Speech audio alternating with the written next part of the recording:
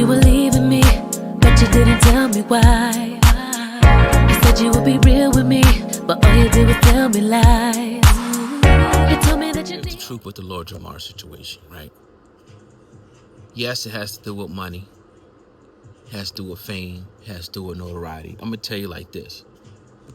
If you can remember the time, this is maybe like about 5, maybe 6 years ago, right? The podcast scene wasn't as oversaturated. It wasn't that many people actually doing, podcasts at that time, and as a result, a lot of people were flourishing.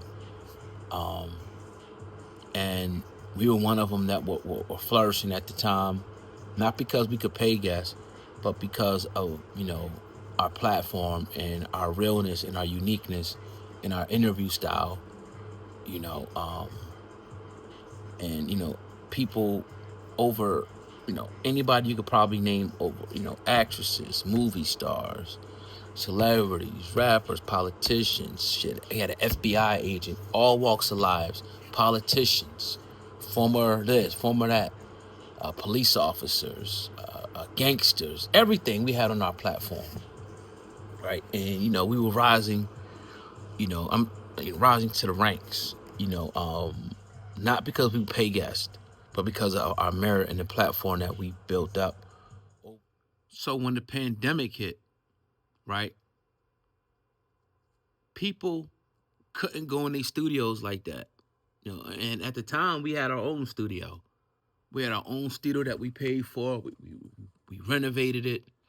You know, we did what we had to do. We had a music studio. We had offices in there.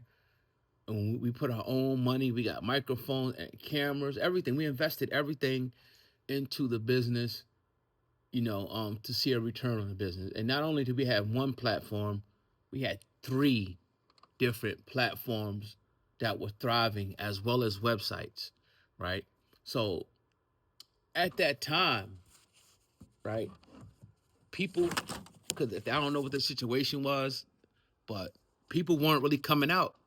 So we also, at the time, created our own publicist, our own person that scheduled interviews. And, you know, we did this and we just said, yo, hit everybody. So we start hitting everybody, and next thing you know, the interviews just flowing in. Nobody asked us for money. Raven Simone's, Lisa Ray's, Bill Cosby's, Master P's, Faison Love, Wesley Muhammad, Nori Muhammad, uh, uh, Columbus Short. I mean, there's so many different people. I can't even remember, all the different variety of people. A catalog that's still untouched. So it's people like that. It's interviews I ain't even put out yet. But I'm saying all that to say I'm building up to this. So around that time, right, since we were already doing a virtual thing, we was crushing cats. Like the Breakfast Club, they was always hot, but they virtual wasn't up to par. Vlad was always kind of doing his thing. That's one thing I'll give him. He's always been consistent with the same kind of consistent content, the consistent look. It's always been the same, right? So as we move forward and go forward and on, um, the pandemic here, we thriving. We interviewing people, we doing a virtual thing. Everybody couldn't do the virtual thing. Everybody had to have the aesthetic. They had to have the camera, the look, the people come in the studio, but nobody was coming out. So that was right up our alley. As a matter of fact, when the pandemic hit, I got nervous. I'm like, yo, shit about to go downhill. It was the total opposite. During the pandemic, was our most lucrative time in business because people were home. So people were consuming content. Usually with YouTube, if people have channels, like 10:30, 11 o'clock at night, people are going to bed in certain areas, so your content will start dipping. That's when content, I would look at the trends and they were going up. So people weren't even going to sleep. They ain't had to go to work. So they was just watching stuff all night, watching our interviews. So as we, it was a very lucrative time for us, where, my company in particular had 10 plus employees. The podcast, we had employees for the podcast. Like we were really growing, to a major, business. Every, outlet was reposting our stuff. And I'm telling you, we weren't paying for this. I'm gonna tell you where the shift happened, and I'm gonna tell you what happened with Lord Jamar. We were doing this on merit, and that's what made us different from everybody else in the game. So people started to see this. So what did they start doing? They had to start paying. They had to start putting $5,000, $10,000 up. Like people that we used to interview for free, now hit us with a $10,000 tag for an interview. And this is just recently. And are we going to do it? Hell no. Because it's not a wise investment for some people. Right? But that's another topic. So around this time, you had the Yada Mean podcast, right? Lord Jamar, Godfrey, Rod Digger. You didn't really have too many others like it is now. Now, everybody and their mama got a podcast. Every athlete, every failed rapper, every celebrity, any person that thinks they can do it now has a podcast. It was not like this 5-6 years ago. It was a handful of podcasts that were thriving, right? A handful. Vlad has always been there. So I'm going to tell you, I'm going to get to the Lord Jamar. We 5 minutes in. Let me get to the Lord Jamar thing, right? So Lord Jamar, Godfrey, and shout out to Godfrey, and shout out to Rod Digger as well. They cooking. They cooking. They trying to do their thing or whatever the case may be. And, at the time, we all neck and neck. We all grinding. We all doing our thing. But for whatever the reason was, remember, they was in the house. Nobody had the studio. I tell you this. I know for a fact that if they would have converted their podcast to what Godfrey has now, they would have been successful and they would have probably got a deal. But it never happened for him like that. I don't know what's going on with Godfrey now, but see how Godfrey now has the aesthetic now where he's in a chair and he has guests and he has the big screen. Dope as hell. He found his niche. He found it. I don't know what happened to Rod Digger. God bless her. So they, at a point in time, they was doing their thing, but for whatever reason, they stopped working together and kind of fast rewinding a little bit where they made the stand. Boom. We're not going on there. Lord Jamar standing up, being a man. He was like, all right, I'm going to do it on my own. So what did Lord Jamar start doing? He started interviewing people. He started trying to be Vlad. And for a while, it was working. A couple 100,000 views here, 1,000 here. He's bringing on guests. But for whatever reason, he underestimated the machine of Vlad TV, and that Vlad has a specific formula that, that he has. He has, not only is he paying guests, he has a few studios in strategic places.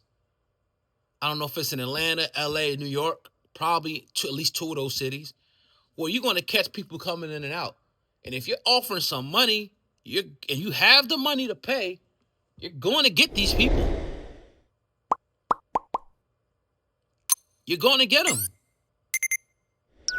All you got to do, anybody, if you got money, all you got to say is Lel.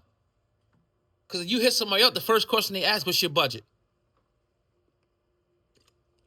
Whether you could afford it or not, that's one thing. The highest quote that we got was $40,000. I won't tell you the artist, but the artist's name, they was worth it because of who they are. Not to say we could afford it, but they was worth it from who they are. But so he makes the declaration. He starts trying to do his own thing. But we all know in this game, sometimes there's ups and downs. There's valleys and peaks.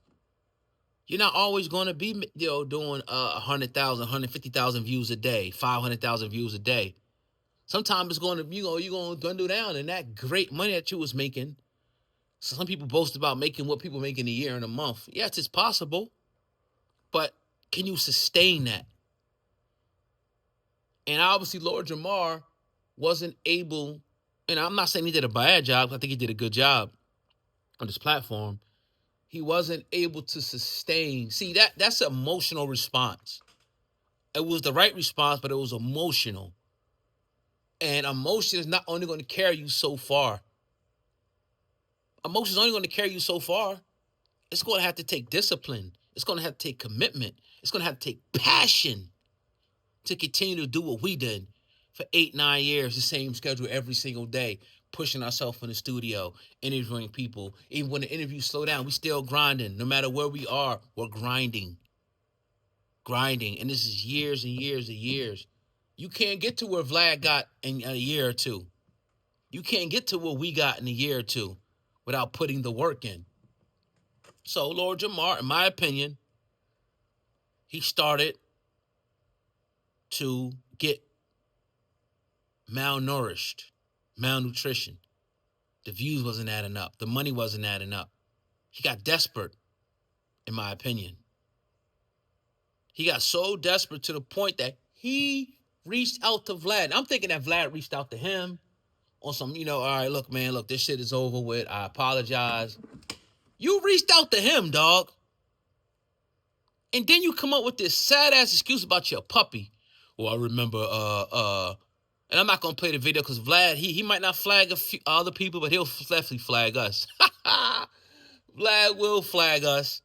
Here we trying to take somebody to court. But I'll paraphrase what Lord Jamar said. He had his puppy up there, and he's like, I remember when I was up here, I had my puppy. She was just a puppy, and she just died. And first of all, like, why is your dog dying that early if it was a puppy 5 or 6 years ago? What kind of dog? What you doing to that dog? It look like a pit bull. They live at least 12 years. That's another story, though. My dog had just died, so I thought of you. Oh, I reached out. That's some sucker shit, Lord Jamar. And I'm not. And I know some people was like, two men making up. I don't have a problem with that. I think that's a great thing. I promote that. But when you go crawling back, right? You go crawling back and acting like, and trying to minimize the reason why. We all know why you went back, dog. The fame, the notoriety, and the money. And how we know, how you expose your hand even further. You go back on there, you ask them for 30% of all past interviews. So you need some bread, which is cool. Go get a job, bruh. Go get a job. Everybody, shit. Do what you got to do. Go do DoorDash. Go do, any one of these. Maybe you don't want to work. Pete, that'll hurt your pride, though. Maybe you don't got to go to Walmart. But do something. I don't know. But you showed your hand. You say, I want 30% of all interviews. And come on, bro. You played yourself, man. Why couldn't you be like Godfrey? Why couldn't you be like Godfrey? Right? And stand on principle. Stand on something. Why couldn't you, right, say, we're great, Vlad, we're friends and all that, but I'm not going on your platform no more. Because you said, see, it's bigger than the Farrakhan. You said, you pretty much made the comparison to Vlad TV being like the United States of America and his guests being like slaves. And saying that he made money and got rich and became a millionaire off the labor, the free labor, or the labor of black people. So why would you go back to that? So now you're saying you want to go back to the slave master. That's what you're saying? Because you put the words out there. So you going back to the slave master for $1 because it didn't work out for you and your podcast like you wanted it to work out. Wasn't art enough for you, bro? Didn't art create the aesthetic, the Vlad aesthetic for you?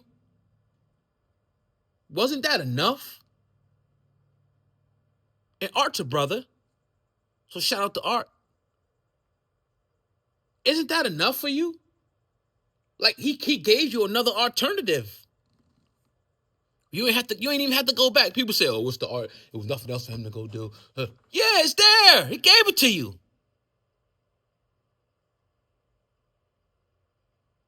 So that's my issue with the whole thing, man. It's just like, come on, man.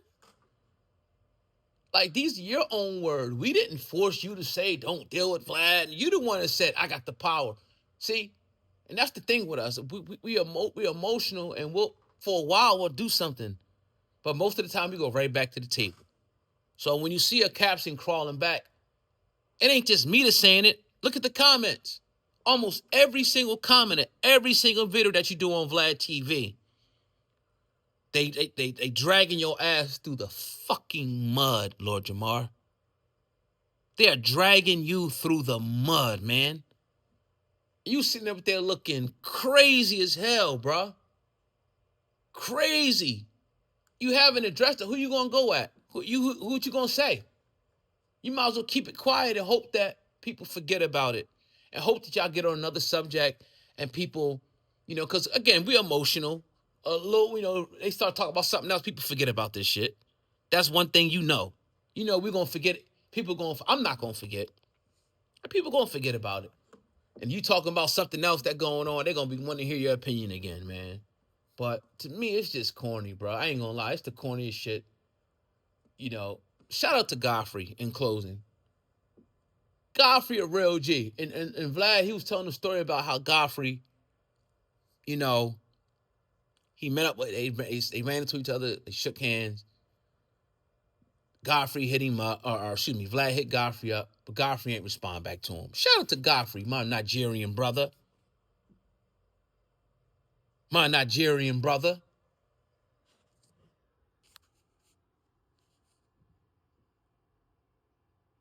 And that's the thing. Certain of us is going to stand on principle, stand on business. Even if we got to go get a job, like I ain't rocking with it. I'll go get a job first, bro. I'll go settle some shit first before I lose my morals and integrity.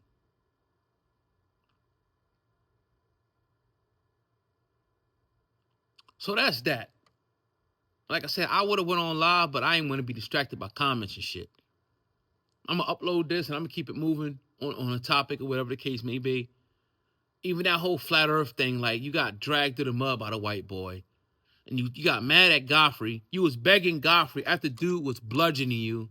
After dude had his foot on your neck. You was begging Godfrey to save you, man. You was begging Godfrey to save you. White boy had his foot on your neck, man. It's about to snap it. Godfrey, come on, Godfrey.